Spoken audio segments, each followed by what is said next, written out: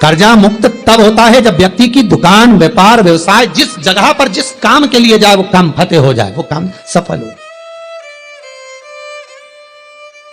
वो कार्य उसका सफल हो। आप जिस कार्य के लिए जा रहे हो वो कार्य आपका सफल हो, तो लक्ष्मी घर में आए तो कर चुके, मालूम पड़े इससे लिया उसको दे दिया, उससे लिया उसको दे दिया, तो ये कर्जा चुकाना नहीं हुआ। कि आपके घर में यदि गोबर का कंडा जलाकर, गाय के गोबर को, सूखे हुए कंडे को जलाकर अगर आहुति छूट रही है, कंडा भी नहीं जलाया, गैस पर भी बनाए हुए भोजन की 5 साकल्य छूट रही है, वो भी नहीं करा, भगवान के सामने कुछ धूप रखकर आप 5 साकल्य अन्न की छोड़ रहे हो, घर में जो भोजन बन रहा है, जो आप अग्नि में अगर दे रहे हो, तो उसका भाग ये रहता है कि उस घर में कभी हार्ट अटैक नहीं हो सकता। यजुर्वेद कहता है, हमारे शास्त्र कहते हैं, स्कंद पुराण, शिव महापुराण की कथा कहती है, अग्नि पुराण कहती है कि अग्नि की 7 जिह्वा में से एक जिह्वा ऐसी है जो रोग को हर लेती है, भारी जो बीमारी है वो उसका हरण कर ले। बस आज के समय में लोग ये कलर बेकार ना हो जाए, जो सीलिंग लगाई है वो बेकार ना हो जाए, इसका कलर खराब ना हो जाए, सोफे का कवर खराब ना हो जाए, कहीं ये धुआं ना लग जाए, इतनी आंखों में चुभेगा। अरे भाई, या तो उससे बचा लो या स्वयं को बचा लो, या तो स्वयं को बचाओ या फिर घर परिवार में जो रौनक है, डेंटिंग पेंटिंग है, उसको बचा लो। अग्नि देवता कहते हैं मेरी 7 जिह्वा है, पहले नंबर की है मेरी काली, जो भोजन को लेकर प्रेतों को देती है। हम जब आहुति छोड़ते हैं यज्ञ में, हमने जो आहुति प्रदान करी वो 7 भाग में बट गई, और उसका फल क्या क्या है ये अग्नि पुराण कह रही है, उसका फल क्या क्या है ये स्कंद पुराण कह रही है, उसका फल क्या क्या है ये शिव महापुराण कह रही है। हमने जब आहुति दी, बस हमने हाथ में लेकर स्वाहा बोला, और बोलते से उस आहुति के 7 भाग हो गए महाराज।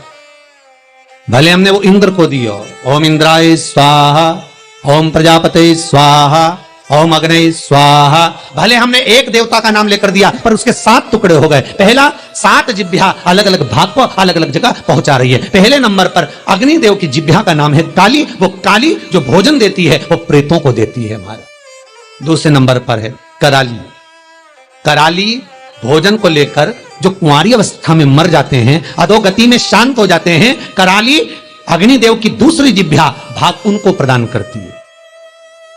तीसरे नंबर पर मनोजवा भोजन लेकर पितरों को देती है, अग्निदेव की तीसरी जिह्वा मनोजवा के भोजन का भाग लेकर पितरों को प्रदान कर रही है। चौथी सुलोहिता, ये भोजन लेकर वासुकों को दे रही है महाराज। 5वीं ध्रुमवर्णी, ये भोजन लेकर देवताओं को प्रदान करती है। 6ठी स्फुलिंगी, ये अग्नि की वो जिह्वा है स्फुलिंगी कि घर के अंदर धूप जो छूटती है, अग्नि जो साकल्य भोजन आदि हम घर के अंदर देते हैं, ये स्फुलिंगी एक जिह्वा अग्नि देवता की ऐसी है जो घर में से रोग को हटा।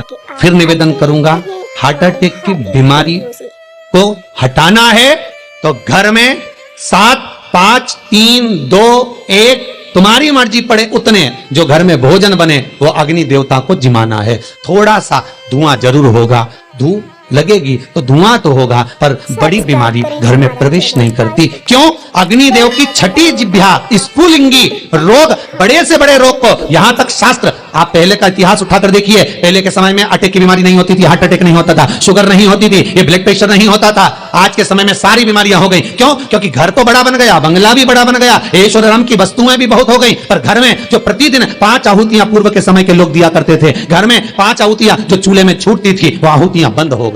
उसका स्मरण फिर प्रारंभ हो, जगत का फिर कल्याण।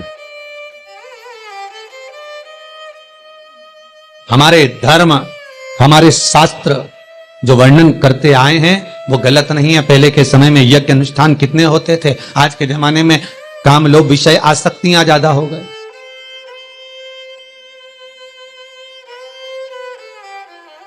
छठे नंबर की अग्नि देवता की जिह्वा का नाम है स्फुलिंगी,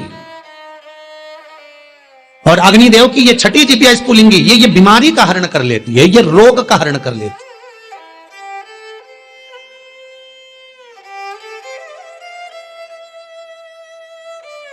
क्यों भैया? वो दिल्ली का हॉस्पिटल जहां पर महामृत्युंजय मंत्र पर रिसर्च चल रहा है, वेंटिलेटर पर पड़े हुए 10 व्यक्ति के घर वालों को बुलाकर कहा गया कि इन 10 का संकल्प छोड़ो महामृत्युंजय पाठ का। उसके पास में जो 10 वेंटिलेटर पर पड़े उनके लिए कोई महामृत्युंजय नहीं। देखा यह जा रहा है कि इन 10 पर महामृत्युंजय के अनुष्ठान का कितना फल मिल रहा है, और जो 10 वेंटिलेटर पर पड़े हैं उसका क्या फल है। वहां के डॉक्टरों जब रिसर्च करते हैं, अखबारों में भी आया, फेसबुक यूट्यूब पर भी डला हुआ है, जब उन्होंने हॉस्पिटल का नाम तक डला हुआ है, जब अखबारों में आया, देखो असर क्या देखने को मिला। जो वेंटिलेटर पर 10 पड़े थे उनके स्वस्थ होने की सीमा कम थी, पर जिनके लिए महामृत्युंजय का अनुष्ठान ब्राह्मण कर रहे थे साकल्य दे देकर, उसका भाग यह था कि धीरे धीरे उनकी अवस्था सुधरती चली। फिर निवेदन करूंगा, अकाल मृत्यु वो मरे जो काम करे चंडाल का, काल उसका क्या बिगाड़े जो भक्त हो महाकाल का। आपकी चित्त वृत्ति में अगर शिव है, आपकी चित्त वृत्ति में अगर शंकर है, आपके मन में अगर शंकर समाया हुआ है, बाल बाग का नहीं हो सकता। अग्नि देवता की 6 नंबर की जिब्या है स्फुलिंगी, जो रोग को बीमारी को समाप्त कर देती है। यज्ञ अनुष्ठान से, आहुतियों से रोग बीमारी समाप्त होती, समाप्त। 7वें नंबर की अग्निदेव की जिब्या है विश्व रुचि। विश्व रुचि सब्सक्राइब करें हमारा चैनल, जो दरिद्रता को दूर भगाती है, लक्ष्मी का प्रवेश कराती है। जिसके घर में अग्नि के ऊपर सांकल्य दी जाती है, भोजन दिया जाता है, हम तो यहां तक कहते हैं कि आप कंडा भी मत जलाओ, आप गैस जलाते हो तो गैस पर ही थोड़ा सा कुछ छोड़ दो। अग्नि तो है ना, किसी रूप में भी है तो अग्नि, आप उस पर ही छोड़ो। नियम, यज्ञ करता ब्राह्मण और यज्ञ करवाने वाला यजमान दोनों को ध्यान रखना चाहिए।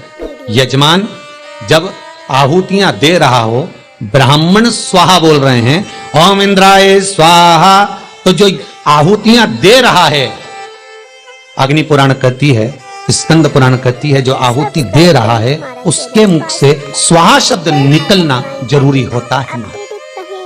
ब्राह्मण बोले वो अपनी जगह पर है, ब्राह्मण संबोधन करे वो अपनी जगह पर है, पर जो आहुतियां डाल रहा है, जो सांकल्य प्रदान कर रहा है, उसके मुख से स्वाहा निकलना चाहिए।